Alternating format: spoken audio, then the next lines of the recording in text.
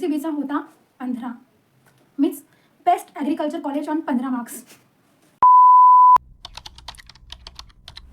Hello everyone, myself Samiksha and welcome to the channel that is. So the story starts from the day when a 4th standard girl dreamed to become a doctor. But slowly I get mature and I realize that it's not all about profession, it's all about earning money. तर मला medical फील्डला जास्त interest होता than technical. पण मग माझी जेव्हा 12वी झाली तेव्हा then I was searching for agriculture education. मी CET पण दिली होती, पण काउन्सिलिंगमध्ये कोणती एक डेट मिस झाली. येस, केअरलेस मी. तर मग मी कॅपराऊंडच्या बाहेर झाले. मग मी स्पॉट थ्रू पण ॲडमिशन नाही घेतलं.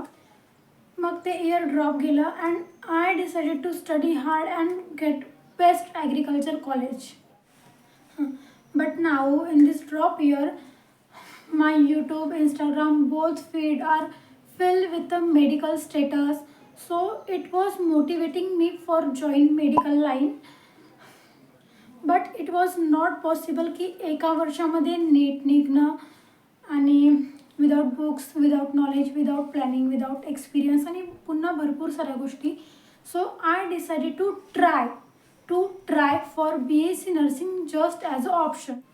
But when I gave both CET, तर नर्सिंग CETचा स्कोर होता 79 आणि PCBचा होता 15. Means best agriculture college on 15 marks. म्हणजे मी आता हसत आहे पण मी तेव्हा रडत होती. पण मग मी माझ्या मनाला सावरलं आणि होतं मला फ्यू मोटिवेशन ऑफ नर्सिंग कुठेतरी.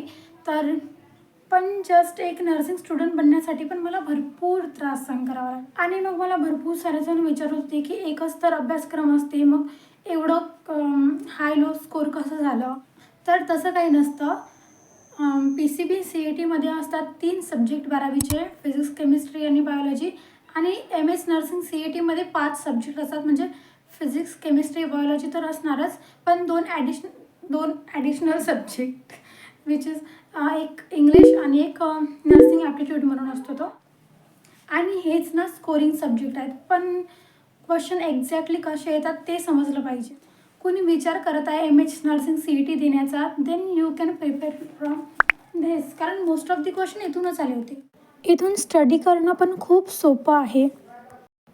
बस टॉपिक वाचायचं, पेन्सिलनी मार्क करायचं, नंतर क्वेश्चन सॉल्व करायचं. मी इथल्याच बुकमधून शॉर्ट नोट्स पण बनवली होती आणि यूट्यूबवर पण फ्री लेक्चर्स अवेलेबल आहेत आणि हे बुक फ्लिपकार्टवर अवेलेबल आहे. So why nursing? Because it was just an option, but later I remind की मी व्हाईट ॲप्रॉनमध्ये किती छान दिसणार. So why not. Okay, this is the end. Thanks for watching until end. Love you. Bye bye.